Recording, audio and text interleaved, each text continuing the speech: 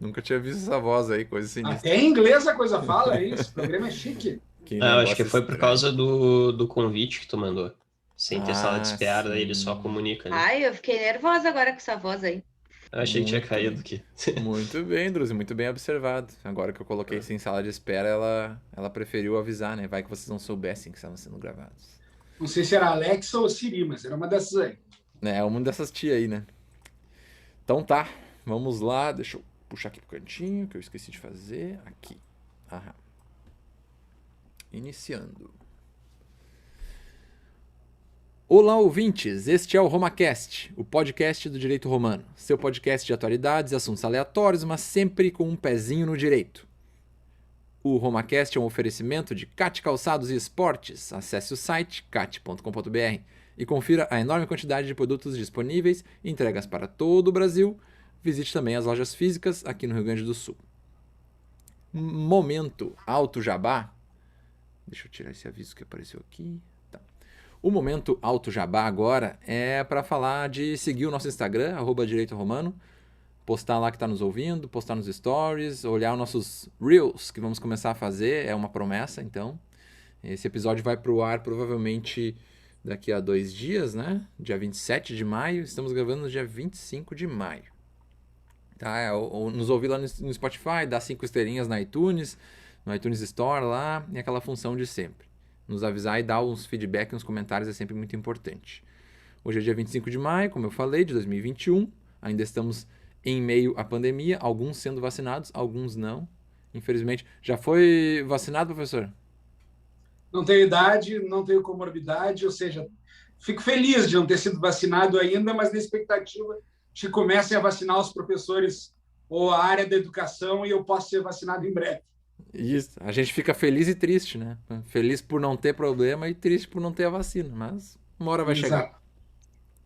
Então tá, queremos agradecer aos ouvintes que participaram da nossa enquete lá no Instagram, que a gente perguntou sobre o tema que será tratado hoje. E este tema será chamado, como sempre, pelo jovem Anderson Indruziak, também conhecido como Industri. Tá contigo, menino. E Kaiser, Renata, a eleição presidencial de 2014 foi disputada no segundo turno entre a Dilma e o Aécio. Ela trouxe à tona um tema que estava adormecido no Congresso, que é o voto impresso. As urnas eletrônicas que foram instituídas no sistema eleitoral, elas foram utilizadas 100% pela primeira vez nas eleições de 2002. Desde então, a tentativa de subverter essa utilização foi assim com a Lei 10.408 de 2002, com a Lei 12.034 de 2009 e, mais recentemente, com a proposta de emenda à Constituição 135/2019, que é de autoria da deputada Bia Kicis, do PSL. Um dos argumentos é de que o voto impresso transmite ao eleitor uma maior confiabilidade no processo eleitoral. Afinal de contas, mesmo com o voto na urna eletrônica, que tu visualiza em quem tu tá votando, e sempre tem aquela propaganda do TSE, digita e confirma, poderia, se quisesse, conferir se o voto declarado na urna corresponde ao por ela impresso. É uma espécie de double check, né? Uma dupla checagem.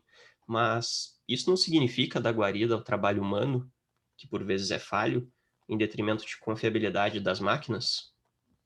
A propósito, muito se veicula nos grupos de WhatsApp ou nas outras redes uma falsa notícia de que somente o Brasil é adepto do voto eletrônico. Mas é importante registrar que outros 35 países, no mínimo, também adotam um sistema de votação por urnas. E, como exemplo de alguns deles, tem Japão, Canadá e Suíça. Então, são grandes democracias que têm e que, assim como nós, não se discute confiabilidade, né? Nunca teve uma comprovação de uma fraude. E para a gente discutir um pouquinho sobre isso e também sobre outros assuntos vinculados à reforma política ou a eleições, nosso convidado de hoje, um cara que tem uma experiência de sobra no cenário eleitoral, seja como procurador de partidos políticos em períodos de campanha, seja também como propriamente candidato a cargo no Executivo Municipal. Diante dessa larga experiência e de conhecimento, trouxemos para o debate o professor doutor Gustavo Paim. Seja muito bem-vindo ao RomaCast, professor. Prazer estar participando aqui do RomaCast. Anderson, Kaiser, Renata, tratar de temas tão importantes que, como professor de Direito Eleitoral da Unicinos, eu sinto falta de se debater e se estudar mais o direito eleitoral. O direito eleitoral, ele simplesmente trata de democracia. E se a gente tem tantas dificuldades nessa democracia, eu acho que é muito também por falta de disciplinas, de cadeiras, de cursos voltados ao estudo do direito eleitoral e à democracia, que é isso que a gente vai discutir quando a gente fala em voto impresso, é isso que a gente vai discutir quando a gente fala em que forma a gente vai estabelecer o nosso voto e como se pode dar eventuais reformas políticas. Eu vi a apresentação e, desde 2002, de forma universal, a urna eletrônica, mas eu já votei em urna eletrônica em 96. Então, a primeira eleição que teve a participação da urna eletrônica foi lá em 1996. Eu ainda estava na faculdade de Direito. Me formei em 2000 e, desde 2002, eu advogo para campanhas eleitorais, ou, como tu disse, mais recentemente estive também do outro lado do balcão. Então, eu lembro que eu advoguei para a campanha do ex-governador Brito, em 2002, do ex-governador Jair Soares, do ex-prefeito Fogaça, em 2004, do ex-ministro Turra e da ex-governadora Ieda, em 2006, advoguei na campanha da ex-senadora Anamélia, em 2014, em 2016 concorri como vice-prefeito, fui eleito vice-prefeito, e agora, em 2020, concorri a prefeito de Porto Alegre. É um baita currículo, né? De tempo de experiência. E até aproveitando... Tá me chamando de velho, é isso? Não, que isso, jamais. A experiência, né? A experiência fala forte. E também a grande experiência de ter sido professor da matéria, né? E de matérias que cheguem não só de direito eleitoral, mas de várias matérias na Unicinos. Tive algumas cadeiras com o professor Gustavo Paim. E sempre no momento de ensinar, a gente até já falou isso aqui outras vezes. Quando a gente ensina, é o melhor jeito de aprender, né? Então, imagina anos ensinando sobre direito eleitoral e participando, tá falando aqui com a gente alguém que pode falar do assunto e sabe falar e conhece o campinho. Sou professor desde 2004, na Unicinos desde 2008, e defendi minha tese em Direito Eleitoral, que virou esse livro, Direito Eleitoral e Segurança Jurídica, que é a primeira tese em Direito Eleitoral do Rio Grande do Sul. Até então, não havia nenhuma tese de doutorado defendida em Direito Eleitoral aqui no nosso estado. Ver como é recente o estudo mais acadêmico, enfim, em níveis de pós-graduação, de uma disciplina tão importante como Direito Eleitoral num estado tão politizado como é o nosso. Sim, a gente tem, assim, até agora pensando entre... A nossa ideia aqui no RomaCast até, assim, ser conversas sobre todos os assuntos que envolvam o direito de alguma forma e mais focada nesse público que é a nossa idade, assim, né? Uns perto dos 30 anos, depois de ter se formado e iniciando no direito ou até, né, já avançado. E é, assim, é bem interessante e chama atenção que é muito difícil a gente ver gente indo para esse lado, né? Pro direito eleitoral é raro achar algum advogado que vá para essa área, que faça trabalhos nessa área, então fica aí mais um comentário da raridade do convidado. Se for olhar, por exemplo, a Unicinos tem uma disciplina optativa de direito eleitoral, eu que a criei, foi lá em 2009, 2010. A PUC não tem disciplina de direito eleitoral. A URGS, até pouco tempo atrás, tinha uma disciplina de penal eleitoral, que é uma fatia muito pequena da matéria, mas hoje também está sem professor de direito eleitoral. E aí tu vê como o Rio Grande do Sul está carente da gente trabalhar mais esse tema. A Universidade Federal do Paraná, por exemplo, tem em torno de 5 disciplinas de direito eleitoral. Aqui do lado, um estado próximo ao nosso, e aí a gente vê como talvez o estado do Paraná esteja um pouco mais avançado nos últimos tempos do que nós mesmos estejamos. E não que eu queira puxar a brasa para o assado, mas se tu não estudar a democracia, se tu não estudar a forma como os votos se transformam em mandatos e como o resultado das urnas reflete a vontade livre e soberana do conjunto de eleitores, talvez tu não consiga entender as dificuldades, os problemas e realmente dar caminhos para uma democracia melhor. Acho que o Rio Grande do Sul acaba pecando muito em relação a isso, e o direito eleitoral é um ramo que eu aconselho a todos aí que estejam...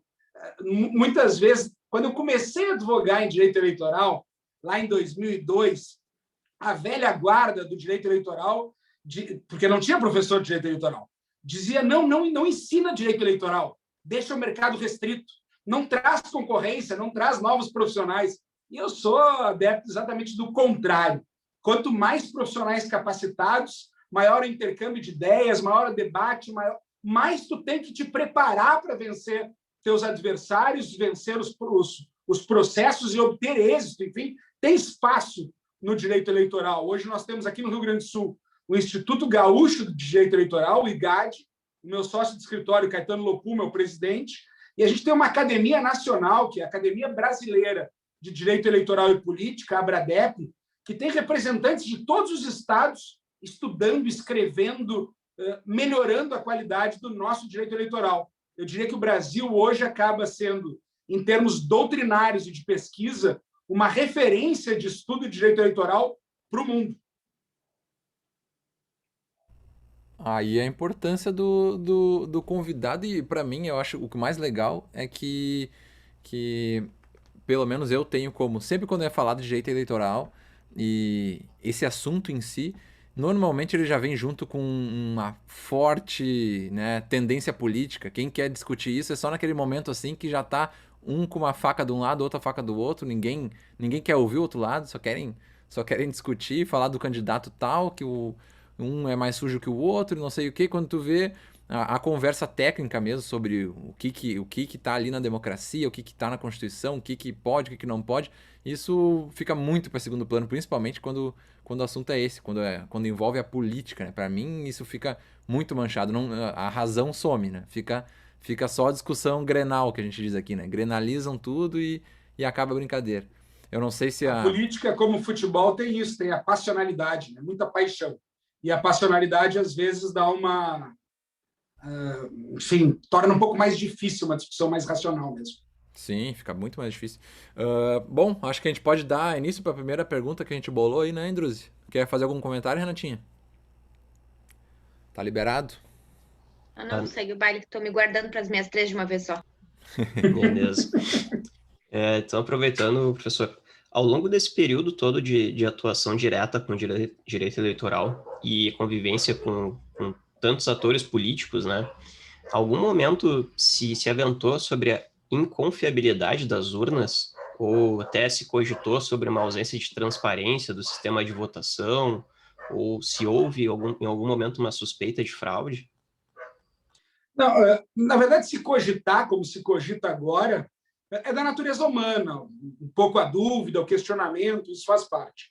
As urnas eletrônicas no Brasil, como eu disse, já a primeira eleição em que elas apareceram foi em 1996. A gente está falando aí num período de 25 anos de urnas eletrônicas no Brasil. E de minha parte, convivendo e trabalhando muito junto à Justiça Eleitoral, conhecendo os atores que lidam com a urna eletrônica, tanto no TRE aqui do Rio Grande do Sul, como no TSE, e acompanhando sempre o que acontece, eu vejo a confiabilidade das urnas eletrônicas de maneira muito clara.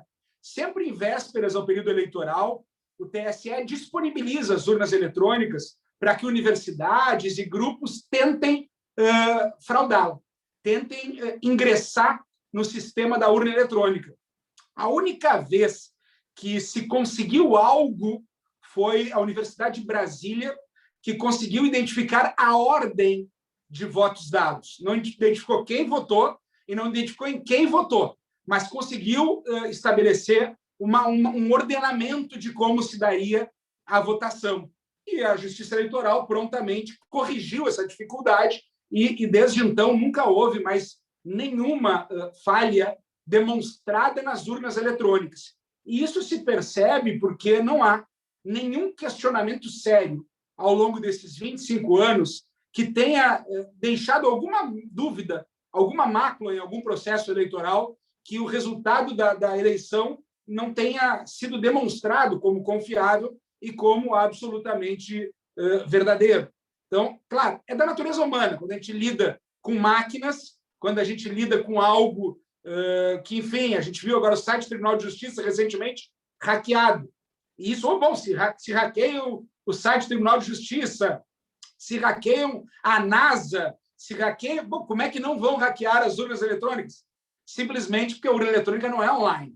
Ela não está ali isso aqui em casa. que permite que alguém entre nela. Ela é, primeiro, há uma programação, é inserida essa programação na urna eletrônica e ela é analisada por cerca de 15 instituições envolvendo Tribunal de Contas da União, envolvendo o Exército, envolvendo Tribunal Eleitoral, envolvendo Polícia Federal, enfim, há toda uma confiabilidade em relação a isso, e depois que ela é colocada para votação, ela não está conectada, ela não é online, ela não tem como a pessoa ingressar na urna eletrônica. Então, muitos dizem, mas pode ter inserido algum vírus ali dentro. Repito, isso aí ela é fortemente analisada. Agora, isso é uma questão que eu não vou entrar na granalização. Eu não vejo problema em discutir se tem uma dupla checagem. Eu não vejo problema nessa discussão. Eu vejo problema quando se tenta imputar à urna eletrônica uma falhabilidade tal que comprometa a democracia e o resultado das eleições. Porque me parece aí um choro prévio de perdedor. Agora, eu não me importo, há projetos de lei, eu me lembro que a ex-senadora Ana Amélia Lemos fez um projeto de lei e uma política de alta respeitabilidade que falava na impressão do voto. E muitas vezes, quando se vai fazer o lado contrário da crítica à proposta da impressão do voto, também me parece que, às vezes, tem um pouco de exagero na tentativa de desconsiderar a inteligência de todos os cidadãos. Não, mas o sujeito vai sair com o voto. Não vai sair com o voto, porque isso, sim, violaria o sigilo de votação, e no Brasil o voto é secreto. Então, ela seria uma impressora acoplada à urna eletrônica que imprimiria, só te mostraria e cairia dentro da urna, sem que o eleitor tivesse contato com o papel. Isso é muito importante. Sem que tivesse risco de sair com papel, sem que tivesse risco de levar e fraudar a ideia do sigilo do voto. Então, esse é o primeiro ponto. O segundo ponto que criticam muito mas isso é muito caro.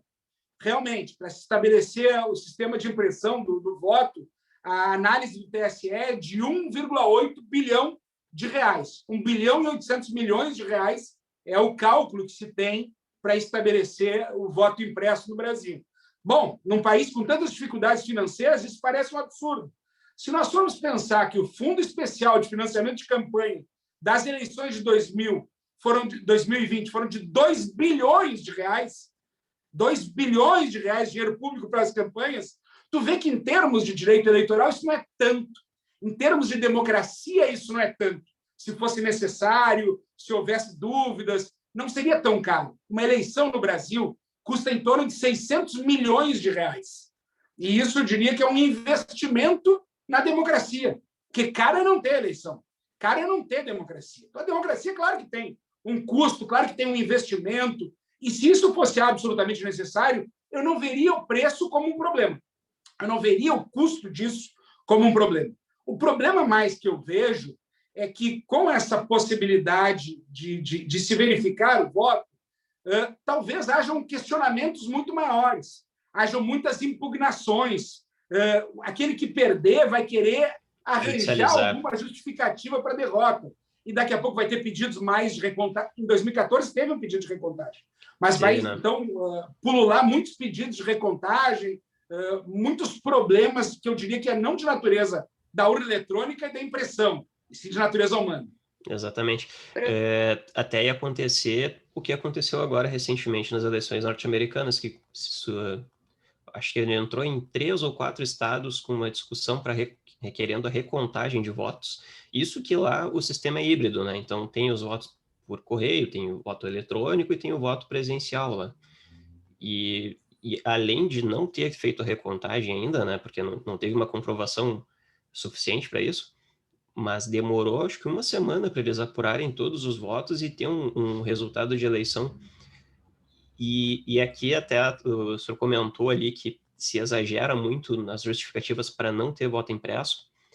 é porque, até lendo aqui para fazer a pesquisa e montar o roteiro, eu vi que tinha muitas questões que sustentavam que, se retroagiria, se voltaria ao tempo lá do voto de Cabresto, ou do tempo que se levava uma cédula em branco, tu chegava ou melhor, se levava uma cédula já preenchida e saía com uma cédula em branco e depois estava outra, né? Eu acho que aí são duas questões. Por exemplo, se discutir a volta ao voto de papel, aí tem que ridicularizar mesmo. Aí tem que debochar. Aí não é uma discussão séria.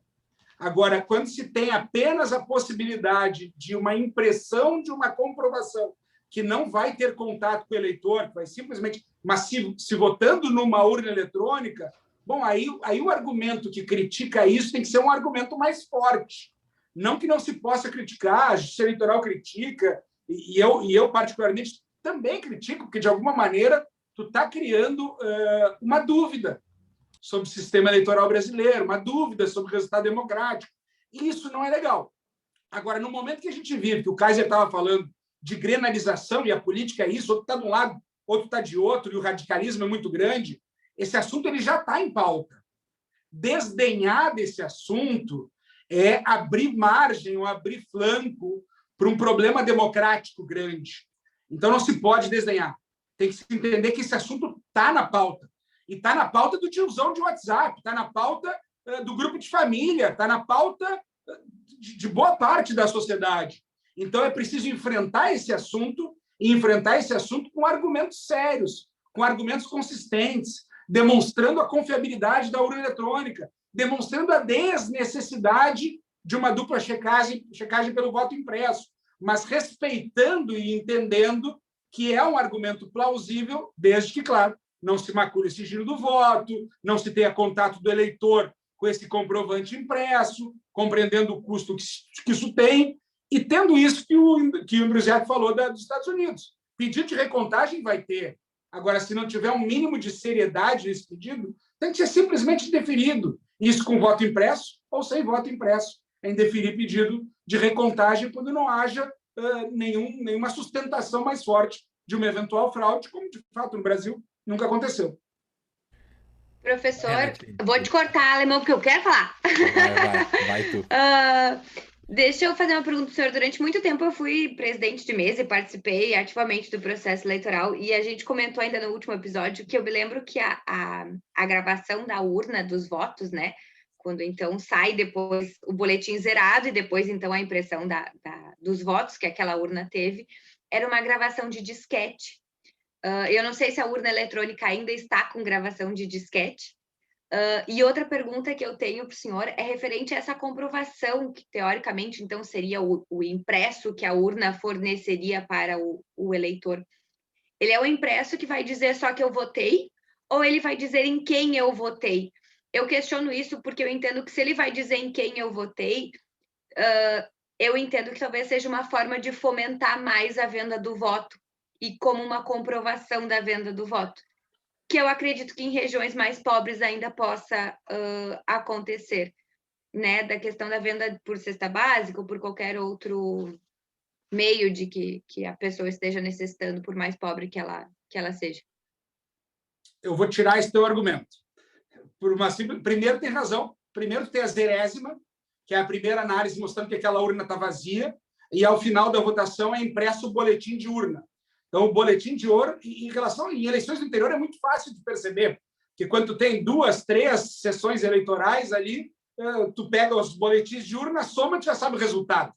Numa eleição nacional, claro que não tem como fazer isso nos mais de 5 mil municípios brasileiros. Mas, então, a urna já tem um boletim que dá o resultado de quantos votos cada candidato recebeu ali. A questão de dizer, quando há o voto, a ideia do projeto, quando tu faz o voto e confirma, aparece um comprovantezinho dizendo em quem tu votou. E aí tu aperta, confirma de novo, ele destaca e cai numa urna. Tu não toca nele, tu não tem contato com ele, tu não pega esse comprovante. Esse comprovante só fica numa urna física, digamos assim, para caso haja necessidade de recontagem, caso houvesse suspeitas fundadas, se pudesse fazer uma conferência ali com os impressos. Não que não se possa fazer uma conferência de acordo com o sistema, de acordo com o boletim de urna, se pode fazer. Mas, claro, ali a pessoa veria o papel, não teria contato com ele, não poderia tirar foto, comprovar, porque já não pode fazer isso. É crime entrar na urna com celular para comprovar voto. De alguma maneira, hoje, quando tu vai votar, claro que por foto não, mas gravando, tu tem como gravar o candidato que tu colocou, confirma, e a confirmação do seu voto. E isso seria uma prova também que fomentaria a compra e a venda de votos. Isso não é possível e continuaria não sendo possível com o voto impresso, que tu não teria nenhum contato, não poderia fotografar, não teria nenhuma prova disso, mas teria conferido, olhado realmente a isso, confirma, e ele cai dentro de uma urna para uma eventual recontagem, que eu confesso, entendo como desnecessário, porque a urna é confiável, a gente não tem nenhum exemplo que nos dê sérias dúvidas sobre a integridade do processo eleitoral brasileiro. Agora, de novo, não é a possibilidade de venda de voto, ou não é o sujeito sair com o voto e arrancar, não são esses os argumentos que vão invalidar o projeto de uma impressão com o qual tu não tenha contato. Não, eu só questionei isso porque eu imaginei que a pessoa sairia com um comprovante de votação da urna do que ela digitou, por isso que perguntei isso. Realmente não poderia nem discutir, porque aí violaria a Constituição. Aí teria o problema do sigilo do voto.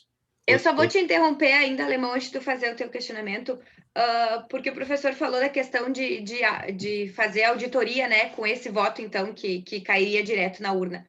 Mas eu posso fazer uma auditoria com um boletim de urna, não posso? Se é o papel, então, que nós precisamos fazer uma auditoria, qual seria a diferença do boletim de urna para esse voto de papel? Só antes de responder, Claro. só fazer um comentário. Como não vai ter acesso ao toque a esse comprovante que vai sair junto antes de uma segunda confirmação do voto, me ocorreu aqui que vai ter um problema com pessoas com deficiência visual, né? Porque a urna ela já tem o braille ali na numeração para tu fazer a votação. Mas e como é que essa pessoa confere lá? Vai ter alguém narrando para ela, tu realmente votou no cara tal, né? Neste caso, não teria conferência, tem toda a razão. Porque tu não pode ter contato com o papel. A grande questão aqui, Renato, eu diria que é um pouco São Tomé, sabe? Aquele só acredito vendo. Então, é realmente de pessoas que, por não... E a gente tem que compreender que a imensa maioria das pessoas não conhece tecnologia. A imensa maioria das pessoas não sabe como funciona a urna eletrônica. A imensa maioria das pessoas não sabe como se dá o armazenamento no sistema, a conferência. Então, eu não estou nem dizendo que muitos dos questionamentos são questionamentos de má fé, ou questionamentos que querem realmente burlar a democracia, ou querem instaurar uma ditadura. Não, são pessoas que realmente têm dificuldade da compreensão nisso, e que, quando começam boatos de que é possível fraudar, ficam, como é que eu posso conferir fraudar? Eu vejo na tela, claro, eu vejo na tela conferindo, mas depois, onde é que está meu voto? Eu não...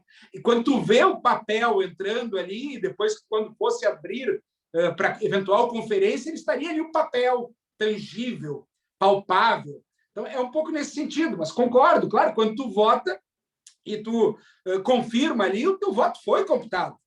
É que muitas pessoas, em função das discussões que se estabelecem, acabam tendo essa dúvida sobre a confiabilidade da urna eletrônica.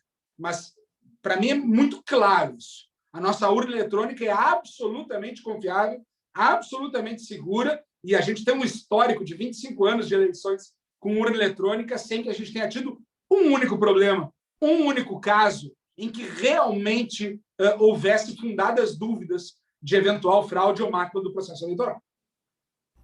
Agora sim, então eu vou... O meu comentário, na verdade, é só meio que confirmando e aí fazendo mais uma pergunta sobre coisas que já foram faladas, que é o seguinte.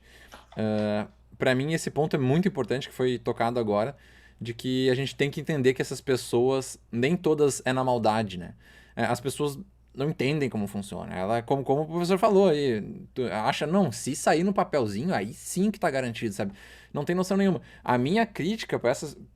né, não é tipo crítica para as pessoas, mas a crítica da ideia é a seguinte: se tu não sabe direito como funciona, vai conversar com alguém que entende, que tem essa noção, ou vai atrás de conteúdo, vai na internet, pesquisa, lê livros, tenta entender, não precisa ler um livro inteiro, mas tenta entender melhor do que se trata e não sai dando a opinião, se não for voto impresso, no grupo do tiozão do Zap ali, que sai mandando, viu só, com aquele texto em negrito, com cheio de emoji, e aí tu, viu só, não tem voto impresso, então, gente, tu foi atrás para entender como é que funciona, tu não faz ideia. E aí tu sai dando opinião. Bom, isso todo episódio a gente acaba chegando nisso, assim, tipo, pelo amor de Deus, gente, vamos se aprofundar um pouquinho para conseguir discutir. E o outro ponto que eu achei muito importante, que já faz um tempinho que foi falado, é o seguinte, a questão de ridicularizar. Para mim isso é muito importante. Porque do jeito que chegou as coisas que a gente falou, e a grenalização, né, o clubismo das coisas, já virou um ponto, assim, que tem certas coisas que virou deboche, assim. Depende o tipo de público que tu tá falando, a bolha que tu tá, digamos assim. Mas, por exemplo, quando a gente estava fazendo perguntas para as pessoas aqui, para os nossos conhecidos, amigos, sobre esse episódio, falando de voto impresso, a gente recebeu uma resposta que foi assim: isso não deveria nem ser discutido. A pessoa falou assim, para falar bem a real, tipo, vocês estão errados em estar falando sobre isso, não deveria nem ser falado, porque olha que absurdo, estão, sabe, puxando um assunto que não faz sentido nenhum, tipo, uma super ridicularização. Para essa pessoa que estava falando isso, eu até entendo, porque essa pessoa é uma pessoa muito bem esclarecida que, tipo, gente, passa o assunto, outro assunto. Mas não é a verdade para a grande galera. E essa ridicularização, esse deboche, para mim, isso, desde que eu comecei na faculdade, para mim, isso é uma das piores coisas. Quando tu vai discutir um assunto sobre política assistencialista, sobre o governo ser mais de esquerda, já vem alguém ridicularizar o assunto, aí já não tem mais conversa, é aquele papinho assim que, um deboche aqui, um deboche ali, não teve conversa. Então, vale a pena conversar sobre o assunto, até talvez seja mais ou menos esse o título do podcast, mas, na minha opinião, sempre vale a pena conversar sobre o assunto. Para mim, eu até dei o exemplo, a resposta que eu dei para esse comentário foi, para mim isso aí soa tipo aquela questão do racismo. Não, racismo nem deveria ser falado em racismo, pois somos todos da raça humana e não se fala em racismo e próximo assunto. Gente, pelo amor de Deus, a gente tem que conversar sobre, sabe? Não é assim, as coisas não são simplesmente deu e passa o assunto, vamos pro próximo. Não, a conversa que é o mais importante. E acho que já foi isso que foi deixado, né? Já foi falado pelo professor, mais ou menos. Eu entendo um pouco a crítica, eu já participei de muito debate em que discutiam a obrigatoriedade do voto. E eu disse, olha, pessoal, com tantos problemas que a gente tem no Brasil, o voto obrigatório, o voto facultativo não é um problema. Como assim não é um problema? O ideal é que as pessoas pudessem votar porque querem, não porque são obrigadas.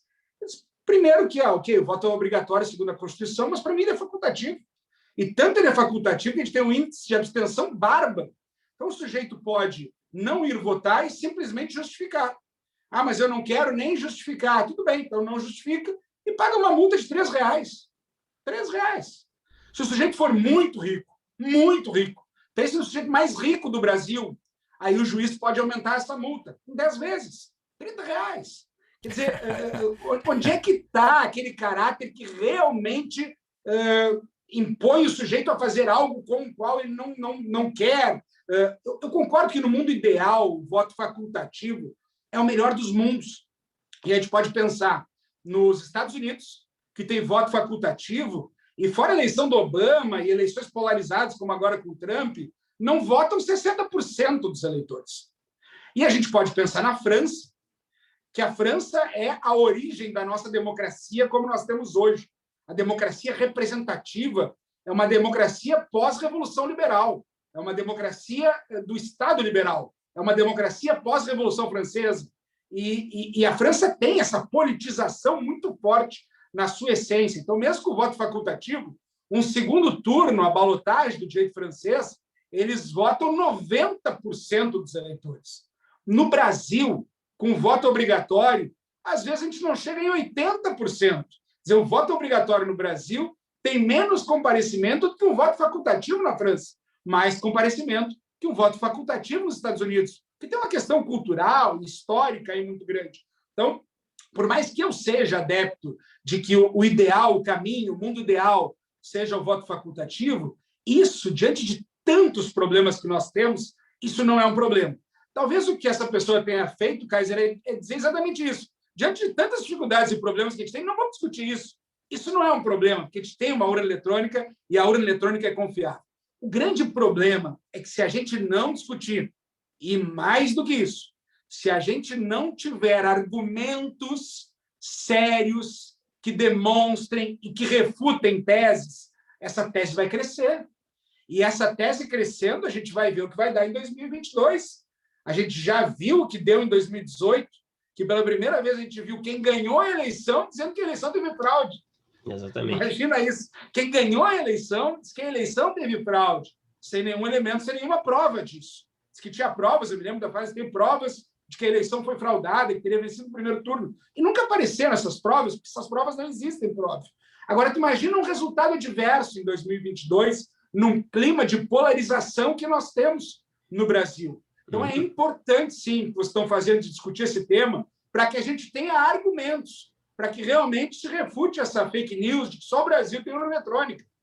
Exatamente. Vocês falaram em cerca de 35 países, eu vi que vocês fazem a análise do IDEA, do Instituto, que tem realmente análise da democracia no mundo. Aliás, o IDEA tem algo muito interessante, que é o BEST.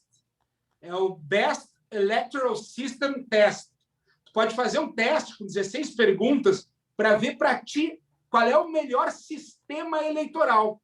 Que ele basicamente vai fazer perguntas. É importante que grupos minoritários sejam representados, é importante que haja governabilidade, é importante que se tenha confiabilidade no sistema. Ele vai fazer uma série de perguntas e, dado o grau de é muito importante, pouco importante das suas respostas, ele vai dizer, para ti o sistema ideal, e o sistema ideal para mim é o sistema distrital misto, que é o que eu sempre defendi teoricamente, fazendo o teste, ele realmente veio nesse sentido. E um dos meus últimos sistemas é aquele sistema que, para mim, também... Não se tem que discutir isso, que é o distritão, que é um sistema que destrói a democracia. Mas o não se tem que discutir isso, a gente precisa compreender que ele está em discussão.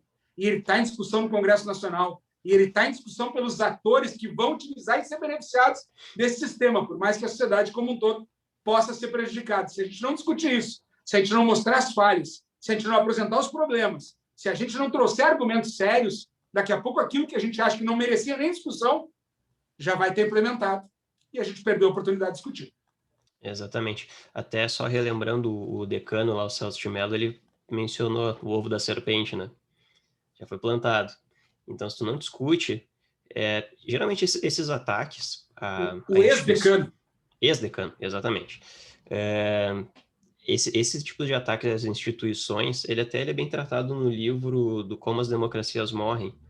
Então, tem todo um gabarito ali de requisitos para tu entender se um governo é autoritário ou não, ele tem traços autoritários ou não, e um deles é... Basicamente, eu atualmente estou me concentrando muito no estudo da democracia. Tenho conversado muito com uma pessoa que é espetacular, chamado Jorge Miranda, talvez o maior constitucionalista português, que tem um livro de direito eleitoral, tenho feito contato com ele, porque não se estuda direito eleitoral em Portugal, porque não é um problema tão sério, e ele gostou muito de um eleitoralista brasileiro, estou conversando com ele para tentar ver esse estudo com ele, e o tema é democracia. Então, assim como as democracias morrem, democracia, o Deus que falhou. Eu vi esse livro na Amazon, quase comprei ele. Ou que se começa a discutir, e aqui a gente está diante de um grande cientista que estuda against elections. Não significa que o cara é contra a democracia. Ele diz que a democracia representativa, como a gente tem hoje, falhou. E ele discute não a escolha dos representantes por eleição, e sim por sorteio, como já se fez no passado grego. Enfim, aqui também um italiano muito bom, Os Instrumentos da Democracia, do Fulco Lanchester. E aí tem uma frase do Giovanni Sartori, que é um politólogo italiano muito conhecido, em que ele diz, olha, escrever sobre química, para quem não conhece química, vai pegar muito mal. Escrever sobre democracia, para quem nunca estudou democracia, é só tu repetir algumas palavras-chavões que talvez até pegue bem. Até vire, olha, cheio de lugar comum, cheio de quase autoajuda ou coach de democracia. E aí a gente vê como algo tão importante se estuda tão pouco porque a democracia, repito, ela vem dos anos 1800, a democracia como nós conhecemos. A origem daquilo que é democracia, democracia é uma palavra grega, que não tem um conceito, não tem uma palavra correspondente latina. Por isso que a gente pegou de democracia a palavra grega, que é de demos, povo, e kratos, poder. Poder do povo. Mas aquilo que era o poder do povo exercido diretamente, a democracia grega, a democracia ateniense, em que se reuniam na ágora, aquilo era 1/3 da sociedade. Mulheres não votavam, estrangeiros não votavam, escravos não votavam, 1/3 da sociedade votava. Não era democracia. Não era democracia, porque quase ninguém decidia. E democracia realmente é a decisão pelo povo, o poder do povo. A democracia depois se discute com a questão de representação. E logo que surge a ideia de representação, se dizia isso não é democracia. Democracia é eu decidir, e não alguém decidir por mim. Então, durante muito tempo se discutiu se representação era democracia. Até que a gente vê, e a gente está nos 1800, não é tão antigo, que a democracia representativa é a verdadeira forma da democracia moderna, que nós não temos como discutir todos os assuntos, e o povo, nós, não estamos preparados para discutir todos os assuntos, porque nós não entendemos todos os assuntos. E se nós realmente dependêssemos de cada detalhe, cada assunto, toda a sociedade discutisse, tu imagina que nós precisaríamos de um eleitor, de um cidadão muito mais conscientizado, que estudasse muito mais, que se preparasse muito mais. Por isso, quando falo em plebiscito, referendo, é interessante, ou democracia participativa, o Giovanni Sartori vai dizer isso não é democracia direta, porque, na verdade, democracia mesmo é quando um grupo debate, como a gente está fazendo. O Kaiser vem com uma opinião, eu digo, tua opinião está errada e dou a minha. O Indrusiak vai olhar e vai dizer, olha, concordo ou não concordo, Renato. Então, a gente vai construir um consenso, um caminho, debatendo, dialogando. Quando tu vai na frente do computador e simplesmente bota sim ou não, tu não está discutindo com ninguém, tu não está melhorando o teu ponto de vista, tu não está dando a tua tese, recebendo a antítese e tendo uma síntese, tu não está exercendo propriamente uma ideia de democracia como uma construção e uma participação efetiva. Então, a democracia é a democracia representativa e ela é recente.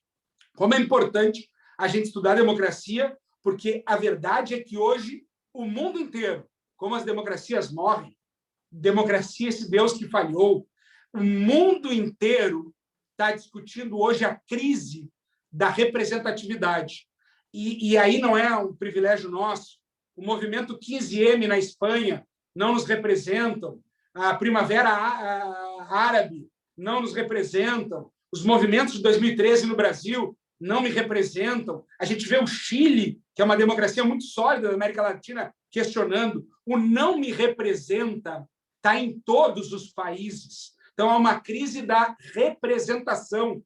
Ao fim e ao cabo, há uma crise da democracia, da legitimação. E a gente está caminhando perigosamente para uma cisão entre o eleitor e o eleito, entre o representado e o representante. E isso é uma cisão com a própria democracia.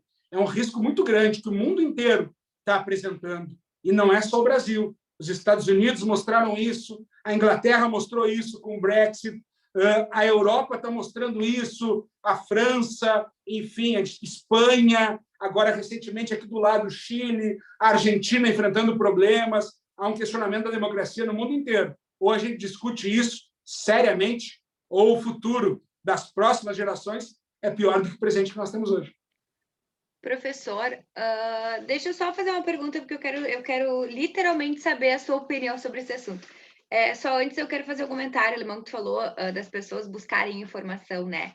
O professor comentou que a primeira eleição que já teve urna eletrônica foi em 96, então nós estamos falando em 25 anos de urna eletrônica. As pessoas ainda não sabem votar na urna eletrônica. Elas precisam de auxílio do mesário para saber o que elas precisam fazer na hora do voto, para confirmar, para saber quem que elas votam primeiro, para saber como que funciona. Então, eu acho que é um problema muito mais cultural de não querer se envolver, na minha opinião, né? Não querer se envolver no processo eleitoral e em tudo que ele demanda. Mas o que eu quero saber do senhor, professor, na verdade, é o seguinte... a maioria das pessoas que eu conheço, elas vão lá no dia da eleição, votam nos seus, então, representantes, mas quando tu pergunta para quem tu votou para deputado, as pessoas não lembram. Para quem tu votou para senador, as pessoas não lembram.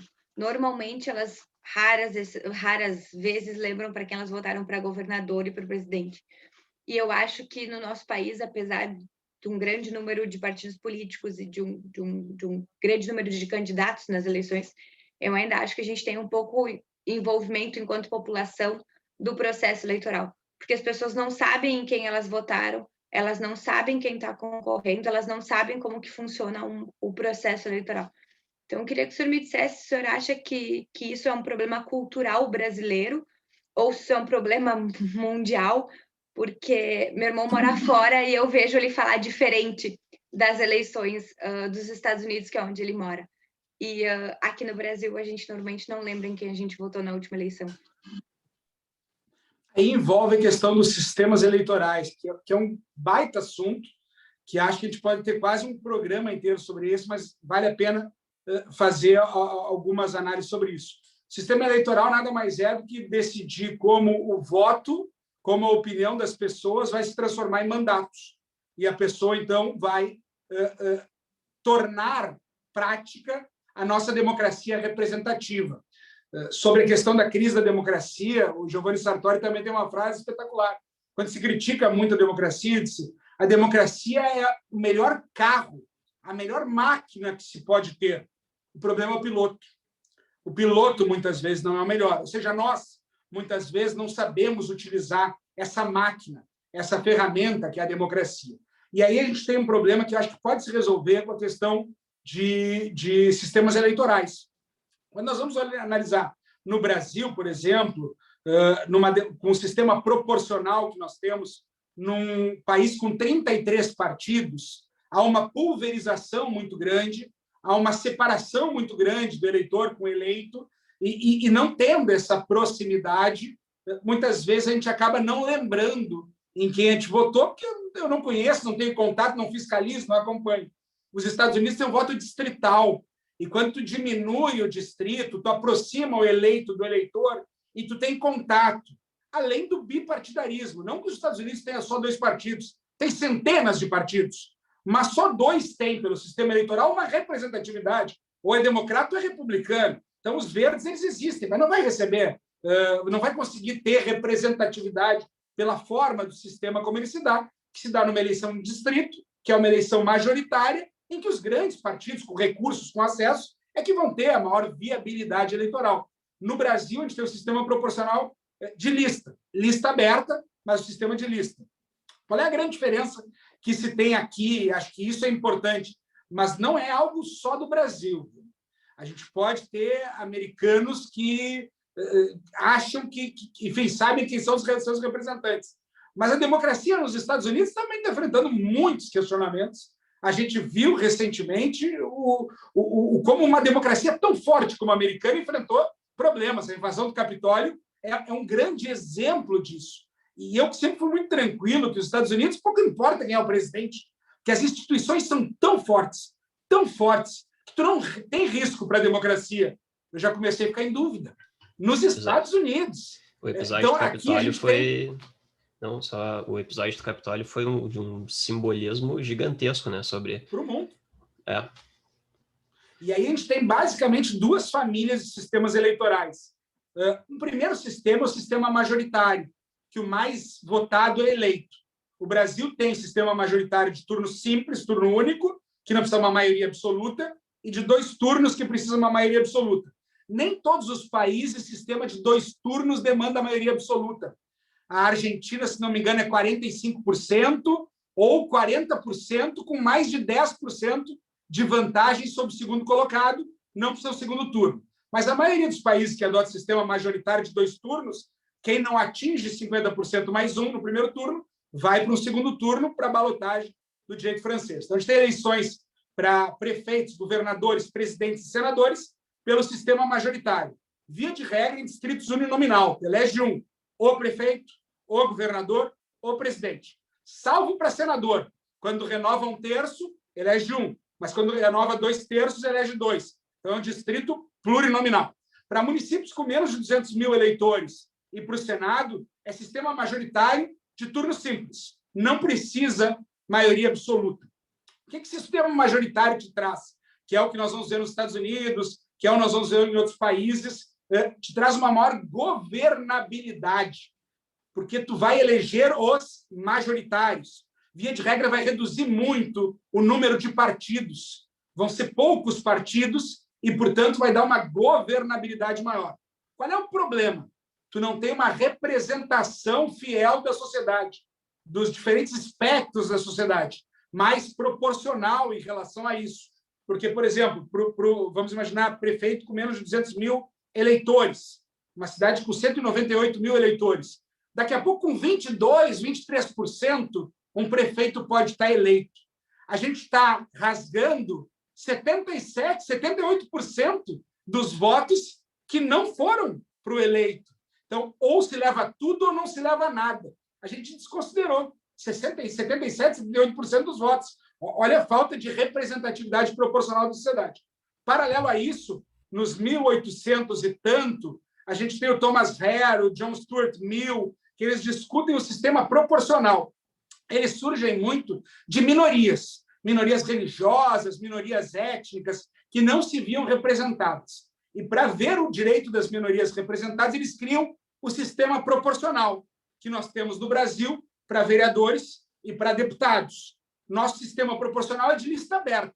E aí eu vou contar uma novidade para vocês que vocês talvez não saibam. Quando a gente vota para vereador, quando a gente vota para deputado estadual, ou quando a gente vota para deputado federal, a gente dá 2 votos. Isso é engraçado. Por que a gente não se sente representado? Provavelmente vocês nunca tenham ouvido falar nisso. E vocês estudam e gostam do tema política, porque nós não sabemos como nós votamos. Esse é o primeiro ponto para nós não se sentirmos representados. Nós votamos 2 vezes. Quando nós votamos os primeiros 2 dígitos, nós escolhemos um partido. E nós demos um voto para aquele partido. É como se ali, e não cabe na urna, como se ali abrisse uma tela, a partir dali, com todos os candidatos daquele partido. Para depois, se para vereador ou deputado estadual, tu complementar com outros 3 dígitos, escolhendo um, ou para deputado federal, com outros 2 dígitos, escolhendo o teu candidato. O primeiro, tu votou no partido. E esse voto ele é importante, tu não confirma, mas tu botou os 2 primeiros números, abriu a lista do partido. Tu escolheu um partido. Esse primeiro voto, digamos assim, ele vai dar o número de cadeiras que cada partido vai ter. Então, ele vai dar o tamanho e a representatividade do partido. Para só depois, tu, com os outros 2 ou 3 dígitos, indicar qual é o teu preferido. Mas não significa que tu vai elegê-lo, porque é uma lista aberta em que os mais votados vão ocupar o espaço principal da lista. Então, às vezes, tu dá o voto no fulano e elege o ciclano. É o Tiririca. Tiririca é um exemplo clássico do Brasil. Tiririca veio com o pior que tá, não fica. Vote Tiririca. Foi um voto de protesto. O puxador de voto, que estava lá e que as pessoas não queriam. O voto no Tiririca, 1,5 milhão de eleitores, fez com que o sujeito que não tivesse a menor chance de se eleger, que votavam contra ele, fosse arrastado pelo Tiririca. O José Genuíno, que as pessoas votavam contra ele, se elegeu na chapa do Tiririca graças ao voto no Tiririca. Ou seja, eu quero votar contra alguém e elejo esse alguém, porque nós não sabemos que primeiro nós votamos num partido, numa lista, e na época com coligação na proporcional, que não era do mesmo partido do Tiririca, mas estavam coligados. Hoje nós já não temos mais essa excrescência no Brasil, já não pode mais coligação na proporcional. Então eu sei que se eu votei no Partido Liberal, eu vou escolher um liberal daquela lista. Se eu votei no Partido Comunista, eu vou escolher um comunista. Se eu votei no Partido Social Democrata, eu vou escolher um social-democrata ou algum candidato daquela lista. Não que os candidatos representem os ideais, não que a gente tenha ideologia, não que os partidos no Brasil tenham ideologia, mas pelo menos eu votei num partido e não elegi outro partido a partir de agora. Então, esse é o sistema proporcional brasileiro, que alguns outros países, como a Argentina e tantos outros, tem a lista fechada. Tu vota numa lista do partido. O partido pré-ordena o número 1, 2, 3, 4, 5, 6. Quando tu vai eleger, quando tu vai votar, tu sabe que a ordem vai ser aquela. Se o número de votos que o partido ganhou der uma cadeira, é o primeiro. Se der 2 cadeiras, é o primeiro e o segundo. Quer dizer, já tem uma pré-ordenação. Então, o sistema proporcional ele tem isso. Ele representa mais fielmente os diferentes espectros da sociedade. Os liberais vão eleger, os verdes vão eleger, os sociais-democratas vão eleger, os comunistas vão eleger, os conservadores vão eleger de acordo com o voto da sociedade, mas não te dá uma governabilidade. No Brasil, o Congresso Nacional Brasileiro tem 28 partidos representados. Quando tu elege um presidente da República, para governar com o parlamento. E tu elege no parlamento brasileiro 28 minorias. Nunca um partido sai com a maioria das urnas. Como é que se faz a maioria? E não é o presidente de hoje, não é o presidente de ontem e não é o presidente de amanhã. É o nosso sistema eleitoral. Tu vai formar maioria que não nasce das urnas e que, portanto, não é fruto da vontade popular. É uma maioria que vai ser conquistada. É o sistema majoritário, uma governabilidade de cooptação. E como é que tu coopta? Com ministério, com cargo, com emenda parlamentar, com dinheiro, com vantagem, com barganha. Não tem como dar certo isso no Brasil. Então, o nosso problema talvez seja esse. Nós não sabemos sequer como nós votamos. Então, por óbvio, nós não sabemos quem nós elegemos e quem nos representa. Quando tu faz um sistema distrital, tu sabe, tu aproxima o eleito do eleitor, tu barateia as candidaturas, e for um sistema distrital misto, que no distrito tu faz uma eleição majoritária, mas nacionalmente ou num universo tu faz uma eleição de lista proporcional fechada, de ideologia partidária, tu consegue mesclar a governabilidade do majoritário com a proporcionalidade e a representatividade do sistema proporcional. Esse é o meu sonho para o Brasil, mas acho que está muito longe. Professor, até aproveitando, eu acho que essa lista proporcional fechada, ela até possibilita aos próprios partidos fazerem um filtro dos seus candidatos, ou eleger aqueles que são melhores, que têm maior capacidade de realmente representar os seus eleitores e fazer algum bom trabalho. Porque o que a gente vê, geralmente, são os partidos jogando tudo quanto é candidato possível, até o seu João da esquina ali, que vende pipoca, para angariar votos. E chega lá, se porventura esse cara for eleito, ele não faz a mínima noção do que ele está fazendo lá, ou do que ele tem que fazer. Então, talvez esse, para mim, é um grande problema, e que a gente vê até se reflete no próprio Congresso, né? Porque tu tem 543 deputados, e grande parte lá não sabe nem o que está fazendo, mas está lá só para ter verba, só porque tem um status, e não representa os seus eleitores, na verdade. Então, até aproveitando, se tu já quiser entrar nesse tema, eu vou te trazer o outro lado dessa tua análise. Eu vi que recentemente tu publicaste ali um artigo de opinião na Zero Hora, que aí faz essa crítica ao distritão e dá uma ideia do que seria o sistema eleitoral perfeito aqui, mais ou menos, que se aproximasse de uma realidade brasileira, que é o distrital alemão, né? Se quiser, já emenda e já toca nesse assunto, que eu acho super importante até para a gente entender também. O primeiro da tua análise tu analisou o lado bom da lista fechada. Tem que analisar o lado ruim da lista fechada. Isso, de novo, é uma questão cultural. Nós temos sistema proporcional de inúmeras possibilidades. A gente tem dezenas de sistemas eleitorais, se nós formos analisar na especificidade. O sistema proporcional brasileiro é um sistema jabuticaba. Só tem no Brasil. Isso, por si só, não é uma crítica nem um elogio. É uma realidade. Quem diz que o sistema brasileiro é parecido com outros, utiliza o exemplo do Chile e da Finlândia. Mas a gente tinha algumas particularidades no Brasil, como a coligação na proporcional, que agora caiu, a ausência de proporcionalidade, que só no Brasil, realmente, se tinha um sistema eleitoral com todas as questões, que é tamanho de distrito, que é cláusula de exclusão ou não, que é possibilidade de coligação ou não. Fico várias particularidades. O sistema brasileiro é um pouco único. Não estou analisando isso como positivo ou negativo. Mas tu tem um sistema de lista fechada. Normalmente, a gente está com democracias que realmente têm partidos bem identificados ideologicamente. O Brasil tem 33 partidos. Se nós soubermos a ideologia de 2 ou 3, é muito. Que os outros partidos, eles foram olhar o programa dos partidos, eles falam a mesma coisa. A educação, saúde, segurança, largam um monte de coisa de lugar comum, e esse é o meu partido. Então, eles não têm uma identidade própria. E existem alguns países que têm um sistema de lista flexível. O partido te apresenta uma lista fechada, mas tu tem o direito de escolher a lista ou alterar o lugar da lista. Ou seja, tu tem uma possibilidade. Se tu votar simplesmente na lista, a ordem é aquela. Se tu quiser alterar, tu vai poder alterar. Esses países que têm isso, 98% ou mais, a gente está falando em algumas democracias muito sólidas europeias, não há alteração nenhuma, porque o eleitor confia no partido, confia na escolha do partido, confia na ideologia. O Brasil, eu diria que é um pouco diferente. Se for pensar nos partidos nacionais, nós vamos ver que os partidos nacionais, a gente vive ainda o caciquismo. A gente vai ver, e é com pouquíssimas exceções, presidentes nacionais de partidos que mandam no partido, que muitas vezes é o filho dele que é o presidente da juventude, é a mulher dele que é o presidente das mulheres, enfim, tem um comando absoluto. Então, os partidos no Brasil, eles são muito pouco democráticos internamente.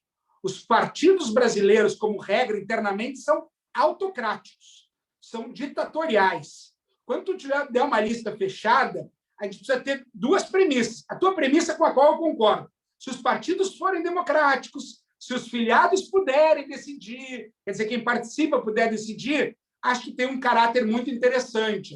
Agora, se os partidos forem como são no Brasil, a gente vai ter um caciquismo, uma ditadura dos partidos, e nós vamos simplesmente reeleger os mesmos.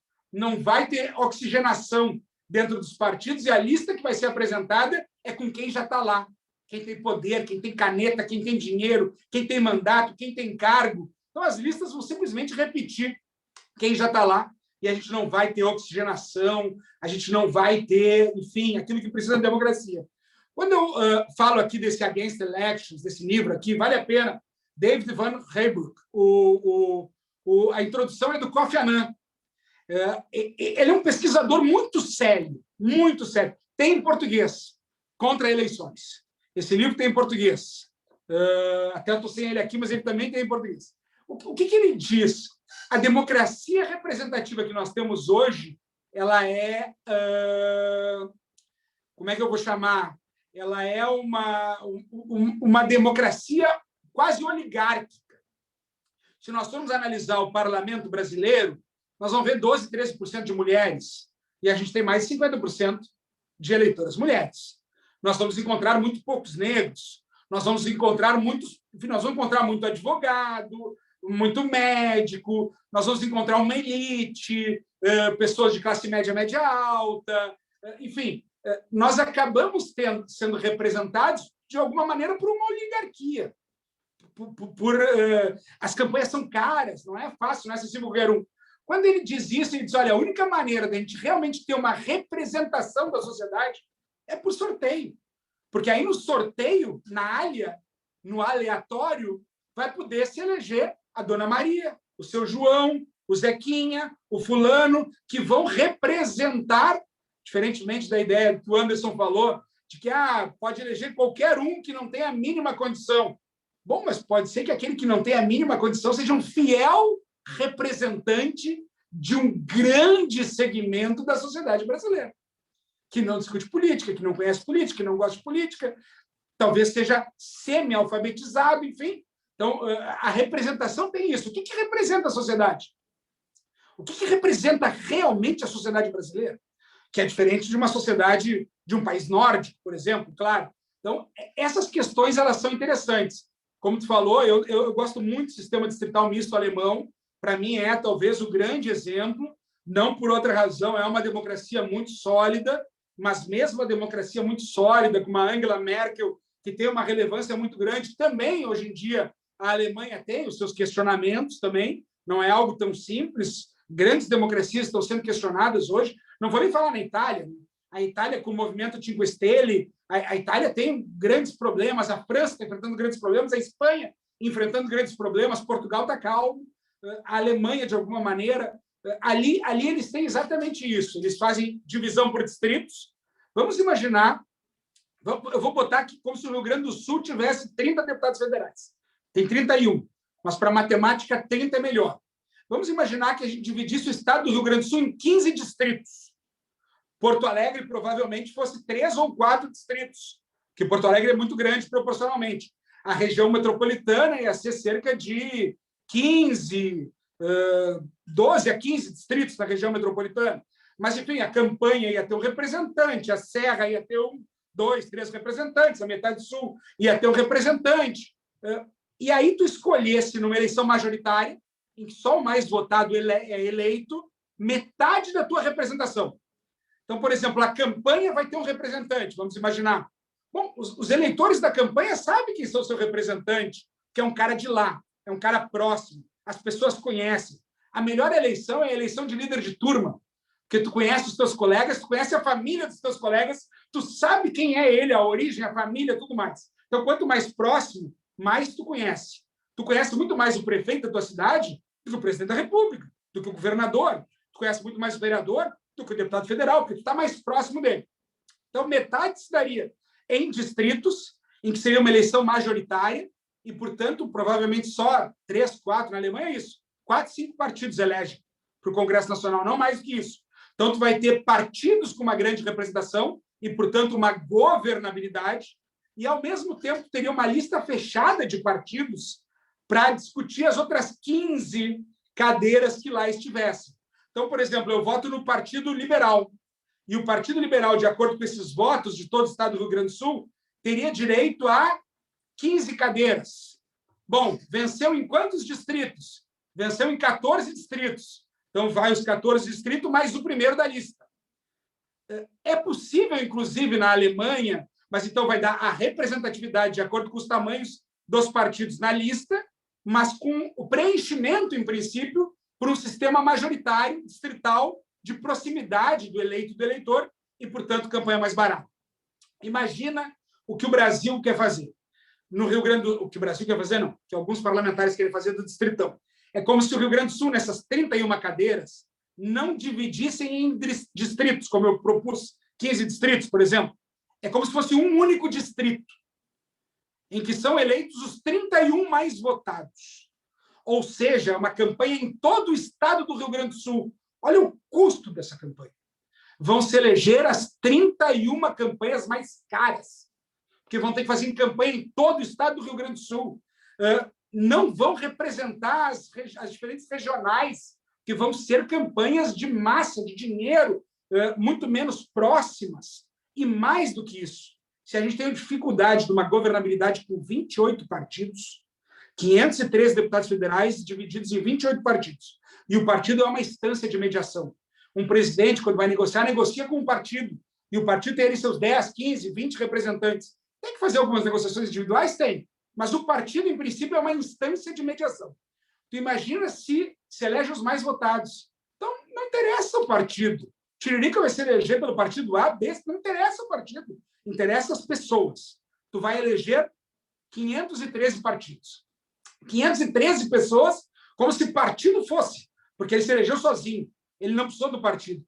Imagina o presidente da República tendo que negociar cada projeto, cada proposta de governo, com 513 pessoas. Aí vai sair muito mais caro. Aí só tem uma maneira.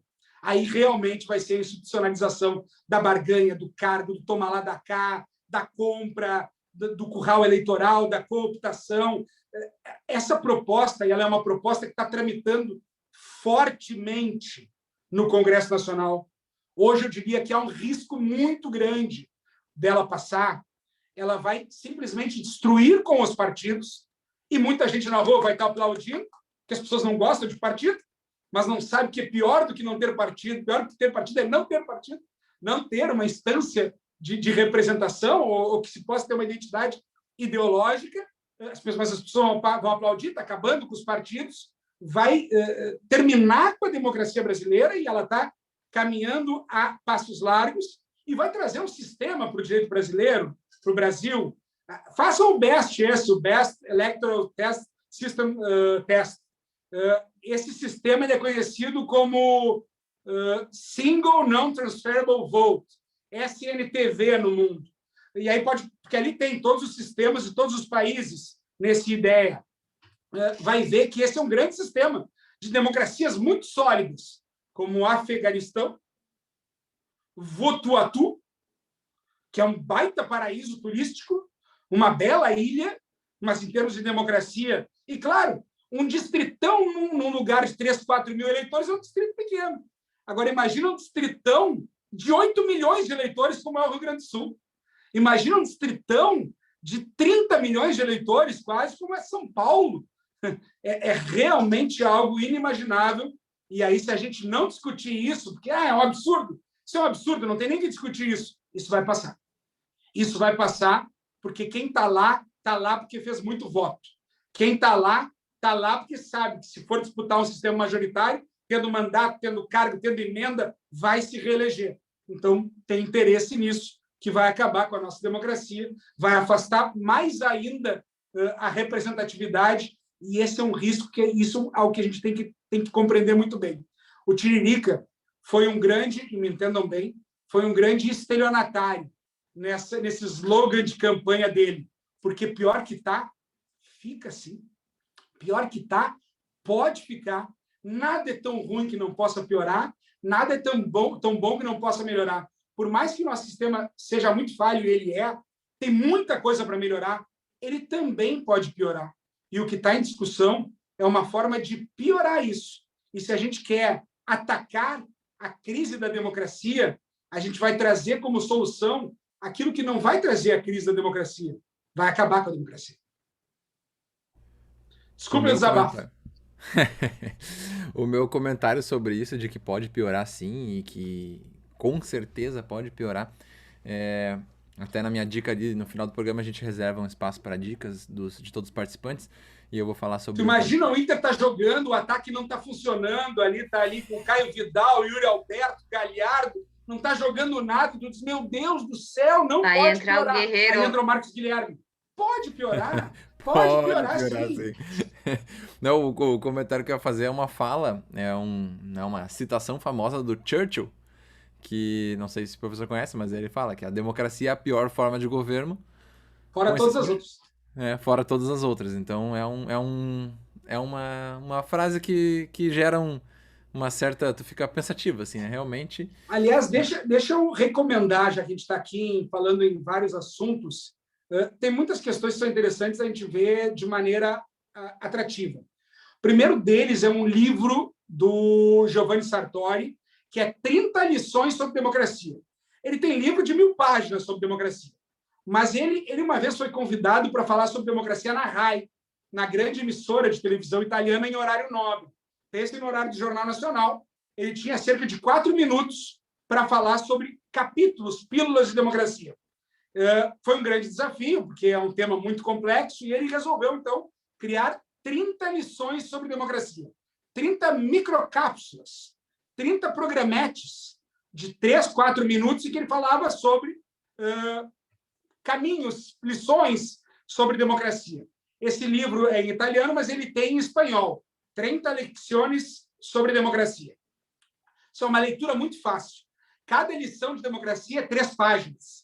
Então, essa é uma barbada de ler, e ali a gente vai ver a história da democracia antiga, democracia moderna, liberalismo, socialismo, multiculturalismo, pluralismo, enfim, vai ver todos os assuntos que tratam a ditadura do politicamente correto, enfim, vai estudar 30 lições sobre democracia, bem simples de se ver. Ele fez isso, e imagina, em 3, 4 minutos, falando de algo tão importante na RAI. Vale a pena esse livro. E depois, sobre séries. Tem uma série que eu estou vendo que eu realmente me apaixonei. Terminei, eram 3 temporadas, mas terá agora uma 4ª temporada, que se chama Borgen. Borgen é o apelido de Christian Borg, que é o palácio da Noruega, da Dinamarca, em que o único palácio do mundo, que fica na Dinamarca, que tem os 3 poderes no mesmo palácio.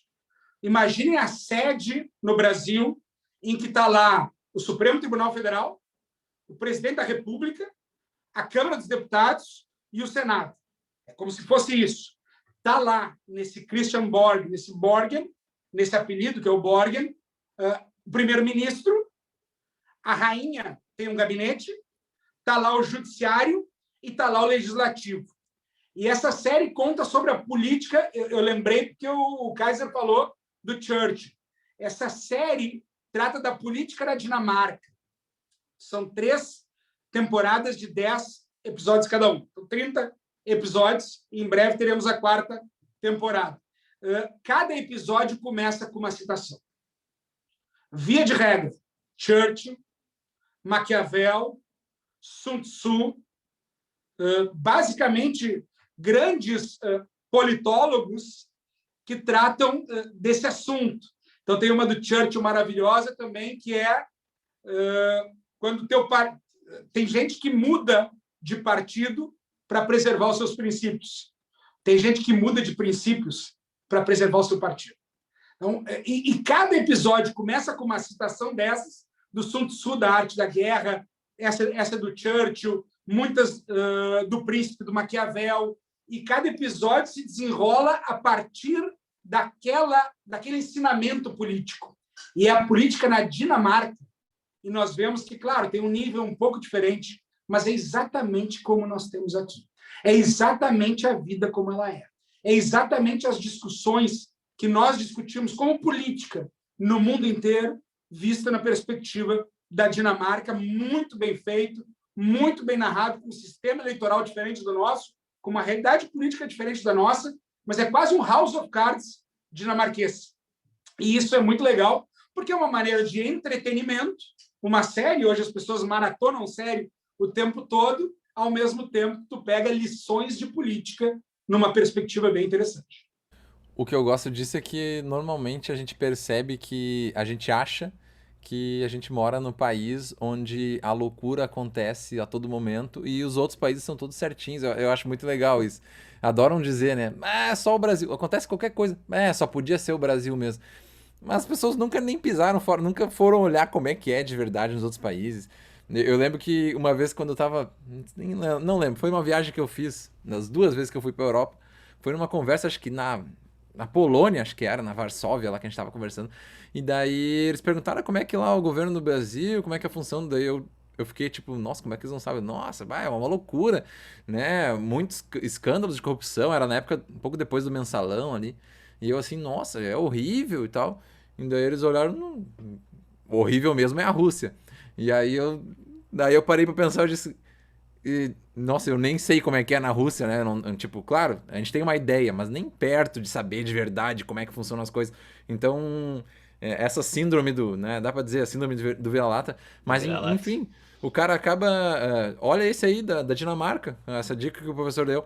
Vai ver se lá o pessoal né? Tu vai falar isso num geral, vai todo mundo dizer, não, na Dinamarca todo mundo certinho, todo mundo bota o lixo no chão, ninguém ultrapassa ninguém, é tudo certinho.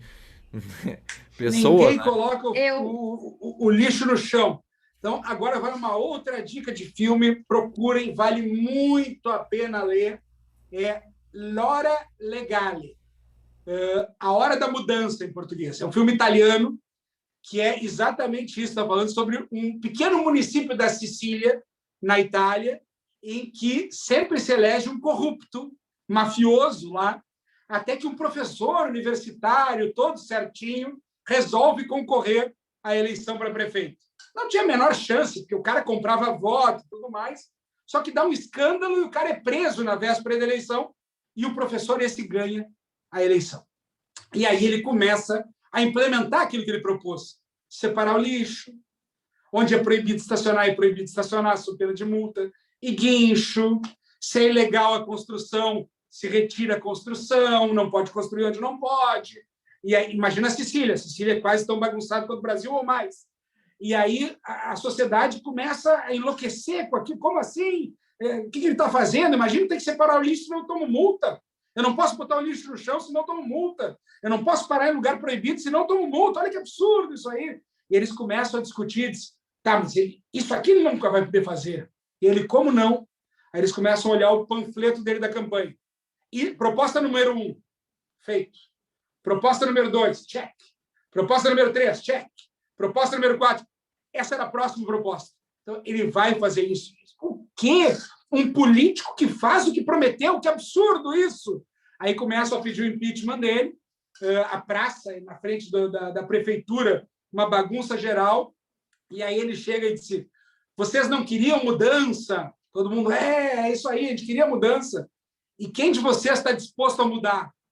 Aí todo mundo se olha assim e uma velhinha grita: mas vá fanculo! Então, assim, todo mundo quer que as coisas mudem, mas ninguém está disposto a mudar. Sim. Então, esse também é um belo filme italiano, A Hora da Mudança, Laura Legali. Além de ser muito engraçado, uma comédia, ele demonstra também um pouco de uma lição de política sobre isso. E a gente vai ver que as dificuldades da política não são só do Brasil, não. Em É só qualquer lugar ficção? tem. É ficção total ou é baseado em alguma coisa? Essa é ficção, mas ela é uma ficção muito próxima da realidade italiana, do sul da Itália e da Sicília. Professor, só eu quero uma opinião do senhor, porque agora me veio um insight sobre esta pergunta. Nem está no roteiro, desculpa aí, Indruzi. Mas nós falamos tanto em precisar debater, em trazer a discussão à tona, em que as pessoas precisam ouvir ambos os lados e debater. Eu queria saber a opinião do senhor sobre debates políticos, quando tem as eleições e aí os candidatos vão lá debater as suas ideias. Quero saber o que o senhor acha sobre isso, se o senhor acha que isso é válido, se o senhor acha que isso não é válido, mas eu também quero saber sobre fugir do debate político, se também é uma manobra inteligente ou não. Eu adoro debate político, gosto muito. E tem várias maneiras de fugir de debate político, que tem o não participar, e tem o quando, dependendo das regras, quando participam, de alguma maneira tu conseguir isolar um candidato e meio que deixar ele como não participando do debate. Isso, dependendo da regra, acontece muito. Aqui a gente está, de novo, num campo sobre, especialmente, propaganda eleitoral. Tanto melhor serão as nossas escolhas, quanto melhor nós conhecermos os candidatos. Por isso que eu falo que a eleição melhor que existe é a do líder de turma. Porque tu vai, quando escolhe um colega, tu não sabe quem ele é. Tu sabe como ele vai para a escola, tu sabe quem é o pai e a mãe, tu sabe o que ele faz, sabe para que time ele torce, sabe como que ele age. Tu conhece, tu está muito próximo dele. Então, quanto mais tu conhecer os candidatos, melhor vai ser a tua escolha. Por isso que propaganda eleitoral é muito importante. E no Brasil, a gente tem uma série de restrições à propaganda eleitoral que a gente não tem, por exemplo, nos Estados Unidos. E isso se questiona muito. Porque, claro, a gente tem que cuidar no Brasil com algumas outras questões que talvez não existem em outros locais, como abuso de poder, compra de voto, especialmente abuso dos meios de comunicação, abuso do poder econômico. Nos Estados Unidos, tu pode comprar um horário eleitoral. No Brasil, o horário eleitoral ele é absolutamente engessadinho. O teu tempo é de acordo com a proporcionalidade do tamanho do partido, dos números de candidatos, ele é tudo feito matematicamente a partir da lei. Imagina se no Brasil tu permitisse que alguém comprasse o horário do Jornal Nacional da Globo. A gente não está preparado para uma tamanha liberdade que em outros países talvez estejam. Mas é fundamental que a gente possa ter propaganda. E, claro, a propaganda é gravada num belo estúdio, com uma bela produtora, com um belo marqueteiro, que orienta o que tu tem que falar. O candidato está falando ali, dificilmente aquilo é o que ele, de fato, escreveu. É provavelmente alguém que escreveu para ele pensando em pesquisas e no mercado eleitoral. Quando tu está num debate, por mais que tu tenha orientações, tu está no ao vivo, na vida como ela é. E o sujeito se perde, ou não. Esse, agora fazendo spoiler do Borgen, esse é exatamente dos últimos 2 capítulos da última temporada, em que, num debate eleitoral, se muda completamente o resultado por descompensar um candidato que não estava preparado por uma determinada pergunta e perdeu a compostura, enfim, mostrou o que ele era, de fato, mas que as pessoas não conheciam. Então, o debate ele tem isso, que ele tem essa espontaneidade, ele tem essa autenticidade, embora, por exemplo, Porto Alegre. Porto Alegre foi uma eleição para prefeito com 13 candidatos. Um debate com 13 candidatos, ninguém consegue ver, ninguém consegue falar, não tem aquele embate propriamente dito. Agora, olha a eleição presidencial americana. Tu está falando no Trump e no Biden. São 2 candidatos durante 2 horas debatendo. Bom, é uma troca de farpa. Tu consegue conhecer um pouco melhor. Então, isso também tem a ver com o sistema eleitoral, isso também tem a ver com a quantidade de partidos e a quantidade de candidatos. Mas o debate eleitoral, de alguma maneira, apresenta um pouco do ao vivo do sujeito e que, às vezes, tu não consegue maquiar. algo que num programa eleitoral, num santinho, no material gráfico, tu vai conseguir maquiar. Então, acho fundamental o debate e acho que a sociedade cresce e ganha muito quando consegue ver as pessoas num enfrentamento, num confronto direto. Agora, a tua pergunta sobre não participar de debate, ser eleito, foi uma estratégia. E a sociedade é que elegeu. Então, isso também, porque não é a primeira vez. Já se teve isso no passado. Sim. Já se teve mudança de eleição no último debate, como já se teve, e normalmente quem está ganhando, que é o menos campanha possível, o menos debate possível, que está liderando. O debate é bom para quem precisa crescer, para quem precisa espaço. Então, isso também faz parte de estratégias políticas, e aí cabe a todos nós, enquanto cidadãos e eleitores, conseguir compreender a estratégia política e conseguir compreender o que eu quero para um presidente, para um governador, para um prefeito. Mas aí é um problema de sociedade, muito mais do que de estratégias políticas. Muito bem, eu gostei dessa. Eu queria fazer só um apontamento que eu gostei da frase de que a melhor eleição é a do líder de turma.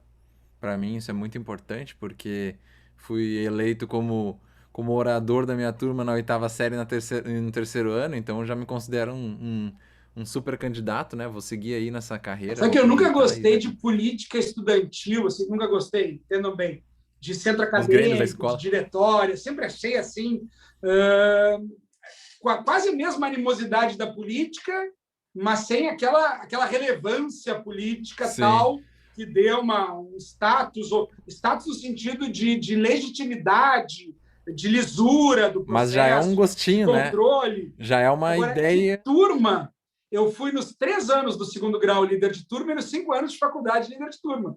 Isso também, e acho interessante, porque é exatamente isso. As pessoas conhecem, sabem como ela é, exatamente. Dá um gostinho, e nós né? fomos analisar, é isso. Tu conhece o prefeito, claro, quando é uma cidade muito grande, não. Mas uma cidade do interior, tu conhece o prefeito, tu sabe onde ele mora. Tu conhece o vereador, tu sabe onde ele mora. Tu bate na casa dele. Então, tu realmente tem um controle da sociedade, um accountability da sociedade muito mais próximo do que tu imagina uma cidade interior, tu vira e fala com o governador do estado, tu não consegue. Ou com o presidente da República. Aliás, eu estou dando muitas dicas aqui de coisas aleatórias. O episódio do Porta dos Fundos sobre a construção de Brasília, ficção também, mas o episódio do Porta dos Fundos sobre a construção de Brasília é imperdível. Naquele argumento de, imagina a capital federal no Rio de Janeiro ou em São Paulo, com milhões de habitantes do lado, ia ter protesto todo dia. Bota lá no meio do cerrado, bota lá no meio onde não tinha nada, que vai ser muito mais difícil o deslocamento dos grandes centros para protestar, para reclamar, para pressionar o governo. Ficção, mas é um belo episódio. Importante, né? Eu gosto muito. Porta dos Fundos até ultimamente não tenho olhado tanto, mas eu acho espetacular e genial como eles conseguem usar da comédia e fazer aquele negócio que é o engraçado da comédia, né? De tu forçar, assim, de tu colocar num limite que fica é genial mesmo. Um humor crítico, às vezes. Construção de Brasília e Bala de Borracha. São os 2 melhores para mim. Bala de Borracha é espetacular. Vale a pena mesmo. Bom, falando ali sobre o que a Renatinha falou, vou puxar já que a gente já está aí num papo bem longo para finalizar o episódio, que, né, a importância do debate, a importância, como o professor falou aí no episódio inteiro, de como é importante falar sobre isso. E esse seria o nome do episódio, assim, o voto impresso e a reforma política e o sistema eleitoral, a democracia em si, se vale a pena falar sobre. E pelo visto vale sim, né? Pelo que a gente conversou aqui, é muito importante. A democracia, como disse o professor, a democracia é muito mais do que tu simplesmente ter o voto de cada pessoa, o sim ou não de cada pessoa num nome específico. E é muito mais o debate, né? É muito mais a participação mesmo, não só aquele tua clicada ali na urna e foi embora. Então, eu acho que é mais ou menos nessa... A gente tem uma perguntinha final para fazer pro professor, mas é mais ou menos essa lida aí. Não sei se vocês querem dar um comentário final antes da pergunta derradeira, mas acho que é mais ou menos isso, né? Chegamos à conclusão, se dá para dizer conclusão, de que é muito importante o debate e a conversa e não passar por assunto, que senão o assunto começa a aumentar quando vê ninguém argumentou e virou a granalização, virou a polarização e não teve conversa. Eu gosto do Tiririca. Democracia, pior que tá, fica. Fica, ele nos mostrou que sim. Eu só quero, só para complementar, Alemão, puxar uma frase que eu usei no último episódio, que o conhecimento ele traz a luz e a luz traz a angústia, mas no caso de hoje o conhecimento nos traz uma luz, e até eu comentei com os meninos no último episódio que eu não tinha entendido o que era a pergunta do Senado quando se referia ao voto impresso, se era voltar a votar com papel e esquece urna eletrônica e volta tudo. Então eu quero agradecer ao professor pela disponibilidade de hoje, porque foi, de fato, muito esclarecedor esse episódio. Sabe que esse é um problema, Renato, porque tem muita gente que propõe isso sem saber o que está falando, mas tem políticos que propõem o voto impresso sabendo e realmente acreditando que possa ser melhor. Então, propõe seriamente, não estão propondo porque realmente querem o caos, não, propõem porque acham que aquilo é melhor. E aí eles não estão propondo o retrocesso da volta para o voto de papel, mas sim a possibilidade de uma dupla conferência com algo que não vai tocar e macular o segredo do voto. E é importante isso mesmo, porque isso que tu falou é o que muitos críticos da discussão fazem. Eles ridicularizam a discussão como se fosse voltar para a época das cavernas, é quase isso, para tempos pré-históricos, e dão exemplos. Então agora nós vamos acabar com o celular, ou agora nós vamos acabar com o computador, agora nós vamos fazer petições à mão e não máquina de escrever. Não é isso. E quando acabam para fazer valer o seu argumento, ridicularizando o argumento dos outros, sem enfrentar o tema mesmo, ou seja, trazendo uma fake news, que não é isso, não é voltar a votar com papel, tu acaba dando força para quem quer tumultuar. Então, tem que enfrentar isso dizendo, olha, não há necessidade de voto impresso porque as urnas são confiáveis. Ok. Agora, também, se forem fazer o voto impresso, calma, não é uma sangria desatada se a gente estabelecer simplesmente uma possibilidade de dupla checagem. Vai ter um custo, é verdade, mas é um custo que não é caro para a democracia, desde que a gente tenha o controle, que aquilo não é para simplesmente ficar revendo e fazendo revisão da eleição o tempo todo. Não é isso. É só para uma eventual, muito rara, auditoria, se houver suspeitas sérias de fraude e de comprometimento da eleição. Bom, aí é algo que eu acho desnecessário. E se é desnecessário, não tem por que pagar tudo isso. Sendo desnecessário, pagando tudo isso, gerando talvez uma discussão maior, não seria relevante, não seria importante fazer isso. Agora, não se pode desconsiderar que esse debate ele existe e ele precisa ser enfrentado com argumentos muito sérios e responsáveis, sob pena de a gente ter ali em 2022 uma crise da nossa democracia representativa que nós não conseguimos nem imaginar hoje e que, às vezes, parece que está se caminhando nesse sentido. Que beleza! Bom, então a gente já sabe que o próximo episódio com o professor Paim vai ser sobre o VAR. O VAR veio para ajudar a checagem dos lances ou só para tumultuar? Mais ou menos essa é a conclusão, então. Boa! E tu sabe que, de novo, é a questão do Sartori. A democracia é uma grande máquina, um grande carro, e o problema é o piloto. O VAR é uma tecnologia, o problema é o operador. Sim, é a conclusão que estão chegando realmente, né?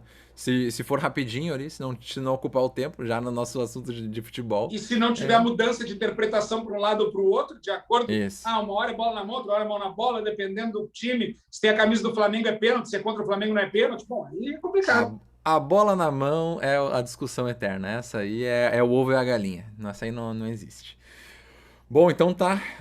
Acho que, gente, quem ouviu esse episódio até aqui saiu com certeza muito mais, com muito mais conhecimento sobre o sistema eleitoral e principalmente sobre o famoso voto impresso, que as pessoas falam por aí sem se aprofundar em nada.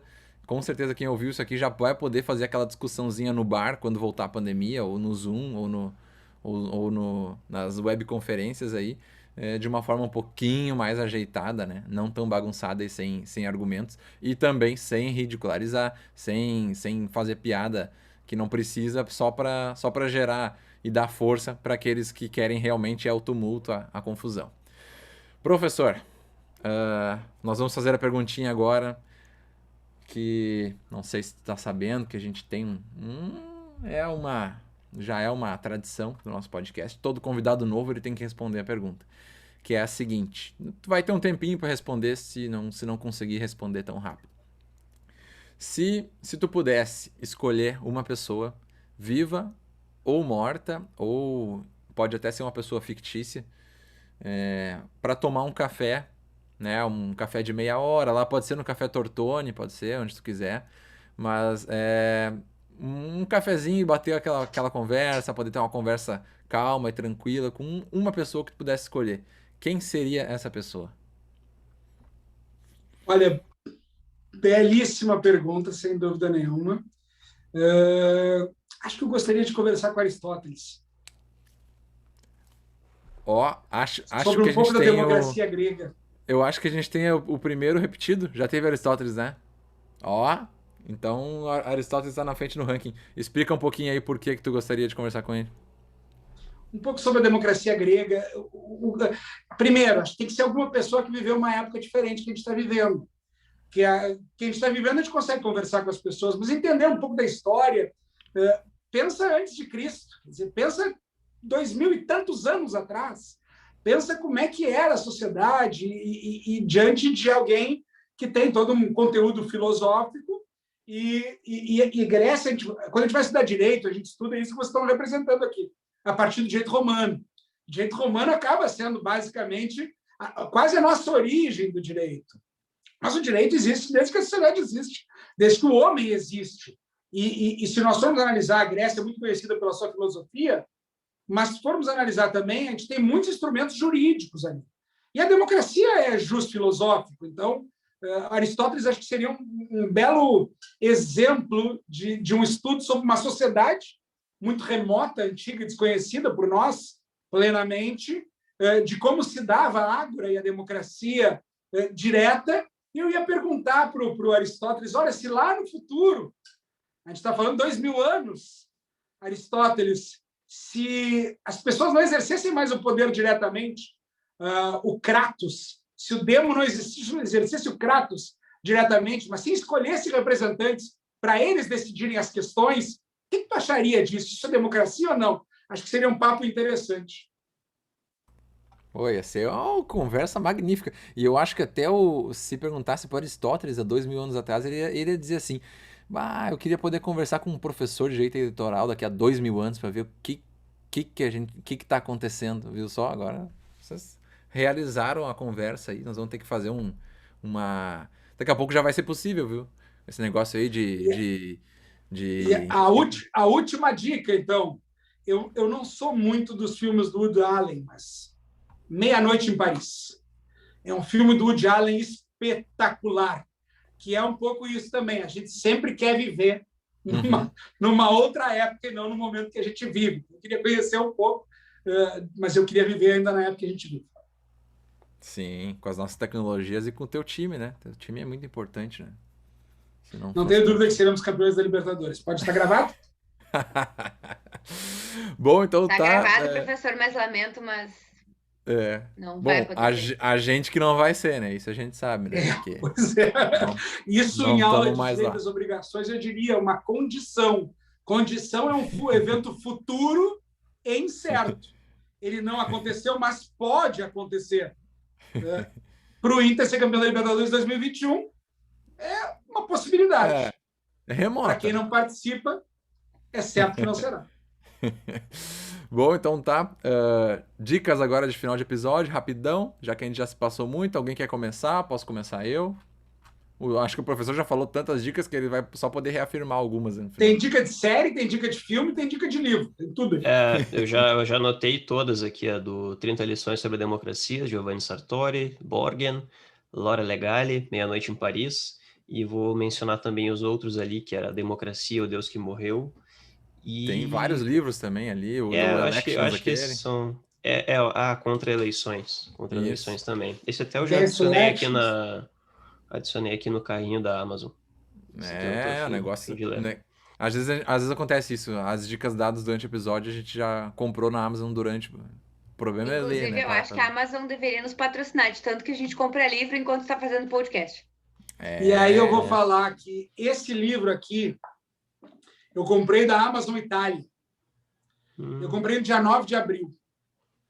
No mesmo dia 9 de abril, eu comprei um livro de uma Meu autora aniversário. portuguesa de um sebo de São Paulo. No dia 12 de abril, o livro do sebo de São Paulo foi postado nos Correios. Não chegou até agora. Esse livro, no dia 13 de abril, da Itália, estava na minha mão, estava na minha casa. A Amazon Itália, a Amazon é impressionante. Ela te entrega no outro dia. É um fenômeno isso. 12 de abril, postado em São Paulo, nos Correios. Se viesse, sei lá, a pé, já tinha chegado há muito tempo aqui em Porto Alegre. Mas, enfim, acho que essa é uma boa dica, a Amazon. A Amazon é maravilhosa. Eu comprei semana passada uns 3 livros do Walter Hugo Mãe. Eu comprei na segunda, na terça de manhã já estavam aqui na frente de casa entregando. Até então eu vou começar aqui com as minhas dicas. Aproveitando, eu vou indicar 2 livros. O primeiro eu já falei, que é o Como as Democracias Morrem. E o segundo, que eu acho super importante até para debates e deixar de ser tão instintivo e ser mais baseado em fatos, é o livro Factfulness. É o hábito libertador de só ter opiniões baseadas em fatos, do Hans Rosling. Então, é um livro maravilhoso. Pensei que fosse aquele livro famoso, O que você precisa saber para não ser um idiota. Como é que é? Aquele é famoso também. Jamais. Esse aí eu não tenho nem vontade de ler. Bom, Renatinha, tua dica? Pode ser eu, então. Eu não consigo indicar livro, né? Eu não consigo ler na mesma velocidade que o Intrusi. Então, vou indicar uma série que é House of Cards, que é maravilhosa. E um filme que é Sérgio, que fala sobre a vida do diplomata Sérgio na sua última missão na ONU. Tem um livro, né? Obviamente, que o Indruzi provavelmente vai dizer que o livro é melhor que o filme, leia um livro. Acontece. Mas eu não li o livro, eu olhei o filme e ele é muito bom. Vale muito a pena. Aí, ó, o professor deve ter o livro, que ele tá até procurando. Não, esse é um livro que eu vou sugerir, que eu estava pensando agora nisso. O House of Cards é legal porque a gente sempre fala que tem o House of Cards brasileiro, né? Que tá acontecendo todos os dias aí. É só ligar os jornais e ligar a TV que tu tá vendo o House of Cards brasileiro bombando. A minha dica é... Até a frase do Churchill que eu mencionei antes é como é que... A descrição do episódio de podcast começa com ela. Que é o episódio de podcast chamado Democracia, o Deus que Falhou. Eles estão falando sobre o livro, né? Que é do Os Sócios podcast, do Bruno Perini e da Malu Perini, que começou há pouco tempo e aí ó, o professor tá com o livro na mão. É um podcast que começou há pouco tempo, acho que a gente já indicou algum episódio deles aqui, mas ele é bem interessante mesmo, porque eles conversam, eles até puxam mais uma conversa pro lado de que alguns ali defendem que o que eles queriam era a monarquia. E aí tu vai falar sobre, meu Deus, como assim a monarquia? E aí eles explicam que, né, quando tu vai conversar de verdade, assim, entender os pontos, claro que não é a monarquia essa que o rei manda e o resto obedece e rei é Deus, né, como era antigamente, mas que num sistema democrático como é hoje e uma monarquia, dependendo da monarquia, até seria mais interessante. Mas é uma conversa bem interessante com pessoas entendidas do assunto, assim, e entendidas de economia também, não só, mais do lado da economia mesmo. Então, eu sugiro bastante, recomendo esse podcast aí. O professor, não sei se já foi dado todas, né? Acho que já. Mas é importante essa análise, porque tu tem o contrário da democracia é a autocracia, não é a monarquia. A monarquia é um sistema político como é o presidencialismo. Então, a gente pode ter democracias monárquicas, democracias presidencialistas, monarquia presidencialista, monarquia... Opa. Entrou uma chamada no meio, mas já voltei. Então, isso precisa se compreender. A gente tem De novo entrou, vamos ver se agora vai parar. A gente tem monarquias democráticas e monarquias autocráticas. E nós temos presidencialismos democráticos e presidencialismos autocráticos. Então, esse é o primeiro ponto. Sobre livros, então, de novo, Against Elections. Falei também no 30 lições do Sartori, para mim, é a principal dica. Para quem quiser um pouquinho de filosofia de maneira lúdica, os Simpsons e a filosofia. Caramba, são grandes filósofos hein? de Harvard falando sobre grandes filósofos com base nos personagens dos Simpsons. É muito interessante. Então, por exemplo, Nietzsche e o Bart. Então, é bem interessante.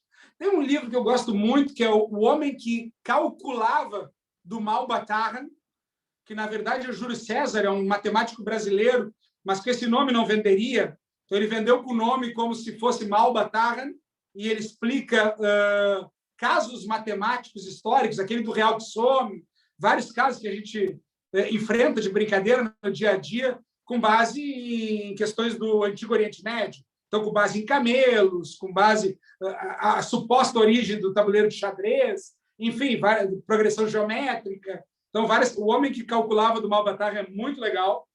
Sobre filme, eu sugeri, então, L'Hora Legale, A Hora da Mudança.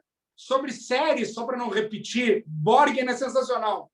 A Renata falou em House of Cards. Eu vou sugerir uma terceira que entra no âmbito político. Então, House of Cards, política americana. Borgen, política dinamarquesa. Marseille, política francesa. Muito legal a série Marseille, com Gerard Depardieu, Netflix também. Uma baita série para assistir. Que espetáculo! Pô, eu acho que é o episódio... Não, eu não acho, eu tenho certeza que é o episódio mais recheado de dicas. Com certeza, estouramos todas as dicas aí. Só para acompanhar e terminar de ver essas dicas aí, o pessoal já vai ter terminado o ano 2021, já vai ter até... Vamos estar na eleição já. Então tá, gente, acho que era isso. Queria agora, para finalizar, agradecer a presença do ilustre professor Gustavo Paim, que é uma honra e foi uma aula realmente. Se tu vai pagar por uma disciplina e ouvir uma aula, talvez tu não aprenda tanto como a gente aprendeu hoje aqui. Então, muito obrigado, professor, por ter topado e ter participado com a gente aqui. Já participaram muitos professores. Achei que fosse pago, desculpa, não sabia. Isso aí. Um dia vai ser. Um dia a gente conversa. Ainda não estamos com todo esse potencial, mas chegaremos lá. Acho que a partir de agora sim, né? Vai dar. Mas a gente queria agradecer bastante aí por a disponibilidade, né? Não é, hoje em dia tá tudo meio corrido e se reservar horas de uma noite não é bem fácil assim. Então, logo topou também, um amigo já de uma certa data. Então, muito obrigado. E por vocês aí, já posso encerrar. Deixo as palavras finais. Olha, para falar sobre democracia, sobre política, sobre sistemas eleitorais, sobre representatividade, sobre séries, sobre filmes, sobre livros, contem comigo. Sempre um prazer. Isso. Parabéns, aí a gente já conversou. A gente já conversou em cafeteria, já conversou nas ruas de Buenos Aires, então isso aí ele não vai cansar de falar sempre que puder. Vai ser interessante. Indruzi, Renatinha, tchau. Era isso? Quero agradecer ao professor. E aí agora eu sei porque eu não fui aluna dele, porque eu deixei para fazer as optativas por último e aí me atrapalhei. E eu falei isso essa semana, final de semana ainda, sobre não deixar as cadeiras optativas para o final, porque às vezes tu acaba fazendo umas coisas que não é tão interessante assim, por simplesmente fechar a carga horária, e foi assim que eu perdi a cadeira do professor. Desculpa. Professor. Tudo é interessante, tudo é aprendizado, agora direito eleitoral é democracia. Esse é o assunto mais importante. Olha só, que fechamento. Então tá, encerrado, muito obrigado, valeu galera, um grande abraço. Até mais. Tchau. Encerramos assim, eu encerro aqui a gravação, tá?